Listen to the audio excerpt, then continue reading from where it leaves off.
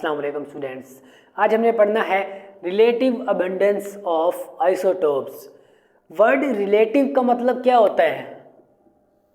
Relative का मतलब होता है किसी भी चीज़ से मवाजना करना, कंपैरिजन करना। क्या होता है मतलब? कंपैरिजन, मतलब किसी भी चीज़ से मवाजना करना। उसके बाद वर्ड अबंडेंस। अबंडेंस का मतलब क्या होता है? किसी भी चीज़ की कसरत, किसी चीज़ का ज़्यादा पाया जाना, वो होता है अबंडेंस। हमने किस चीज़ की कसरत पढ़नी है? आइसोटोप्स की। मतलब आइसोटोप्स जो होते हैं उनकी कितनी मिकदार पाई जाती है नेचर के अंदर। जैसे हम देखें कार्बन, कार्बन के कितने आइसोटोप्स होते हैं? 3 आइसोटोप्स। एक तो कार्बन 12, कार्बन 13 और कार्बन 14। अब इन 3 आइसोटोप्स में से जो कार्बन 12 है उसकी अबंडेंस क्या है? ज़्यादा है। कितनी है? 98%, 98.9% वो नेचुरली अबंडेंट होता है। और जो दोनों आइसोटोप्स हैं बाकी वो कितने? 1.1%। तो ये होती है नेचुरल अबंडेंस, मतलब किसी भी आइसोटोप्स का ज़्यादा मिकदार में पाया जाना, वो क्या होती है? उसकी अबंडेंस ऑफ आइसोटोप्स। अब इसकी डिफाइन देख लेते हैं क्या है। Percentage of different isotopes. क्या है? Percentage of different isotopes of elements occur in nature. ठीक है, मतलब जैसा भी मैंने बताया है, नेचर में कितने तादाद में, कितनी परसेंटेज में कोई आइसोटोप्स प्रेजेंट होता है। जैसे कार्बन, कार्बन का मैंने अभी बताया है कौन सा ज़्यादा अबंडेंट होता है? कार्बन 12। ठीक है, अब हम मेजर कैसे करते हैं रिलेटिव अबंडेंस ऑफ आइसोटोप्स को? हम मेजर करते हैं मास स्पेक्ट्रोमीटर के जरिए। जो नेक्स्ट लेक्चर होगा जिसमें हम डिस्कस करेंगे मास स्पेक्ट्रोमीट्री को। ठीक है, तो मास स्पेक्ट्रोमीटर के जरिए हम क्या कर सकते हैं? मेजरमेंट कर सकते हैं। उसके बाद आइसोटोप्स। आइसोटोप्स दो तरह के होते हैं, एक तो नेचुरल आइसोटोप्स और दूसरे आइसोटोप्स कौन से होते हैं? Artificial isotopes. अब जो नेचुरल आइसोटोप्स हैं उनकी तादाद कितनी है? 280। और आर्टिफिशियल आइसोटोप्स की तादाद कितनी है? 300। अब ठीक है, अब इस 280 में से भी जो 240 आइसोटोप्स होते हैं वो कौन से आइसोटोप्स होते हैं? स्टेबल आइसोटोप्स होते हैं। और जो बाकी 40 आइसोटोप्स होते हैं वो कौन से होते हैं? अनस्टेबल रेडियो एक्टिव आइसोटोप्स होते हैं। उसके बाद एक टर्म है मोनो आइसोटोपिक एलिमेंट, मतलब वो एलिमेंट जिनका एक स्टेबल आइसोटोप मौजूद हो। मतलब आइसोटोप्स तो होते हैं 2, 3, 4, लेकिन उसका सिर्फ एक स्टेबल आइसोटोप्स हो बनिस्बत दूसरों के। जैसे हम देख लेना यहाँ कार्बन के कितने आइसोटोप्स हैं? 3 आइसोटोप्स हैं। तो इसमें नेचुरली अबंडेंट कौन सा है?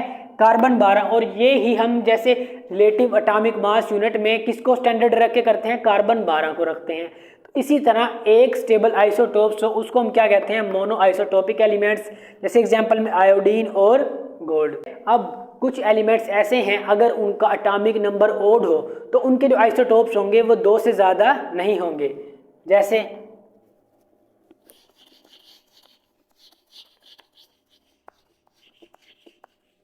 ठीक है, आपने ये बात जहन में रखनी है कि वो एलिमेंट्स जिनका एटॉमिक नंबर क्या हो? ओड। अब ओड एटॉमिक नंबर कैसे? मतलब 1, 3, 5, 7, 9, ये क्या होते हैं? Odd atomic number. तो वो एलिमेंट्स जिनका एटॉमिक नंबर क्या हो? ओड हो, ओड एटॉमिक नंबर, तो उनके आइसोटोप्स क्या होंगे? 2 से ज़्यादा नहीं होंगे। Never possess more than 2 isotopes। ठीक है स्टूडेंट, जैसे हम क्लोरीन का देख लेते हैं। क्लोरीन के कितने आइसोटोप्स हैं? 2 स्टेबल। क्लोरीन 35 और क्लोरीन 37। ठीक है, अब ये क्या था? जिनका एटॉमिक नंबर ओड था। अब वो एलिमेंट्स जिनका एटॉमिक नंबर क्या होगा? इवन होगा, उनके आइसोटोप्स क्या होंगे? बहुत ज़्यादा होंगे। जिनका क्या होगा? इवन एटॉमिक नंबर, उनके क्या होंगे? लार्जर आइसोटोप्स होंगे, बहुत ज़्यादा आइसोटोप्स होंगे, लार्जर आइसोटोप्स।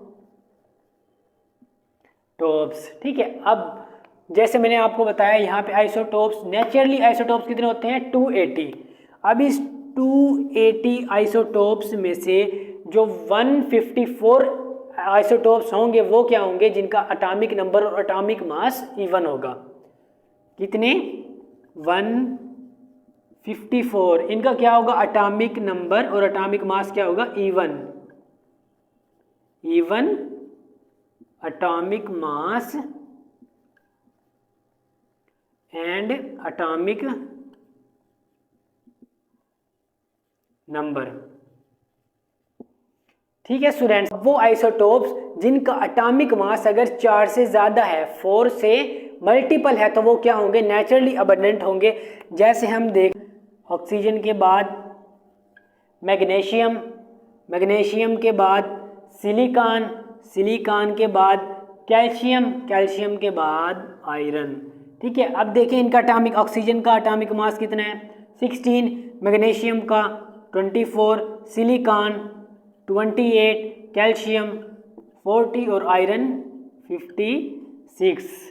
ठीक है, तो ये क्या होंगे नेचुरली ज़्यादा अबंडेंट होंगे और 50% अर्थ पे कॉन्स्टिट्यूट करेंगे। ठीक है स्टूडेंट्स, ये क्या था रिलेटिव अबंडेंस ऑफ आइसोटोप्स के बारे में था। नेक्स्ट लेक्चर में हम इंशाल्लाह डिस्कस करेंगे मास स्पेक्ट्रोमेट्री। मिलते हैं नेक्स्ट वीडियो में, तब तक के लिए अल्लाह हाफ़िज़।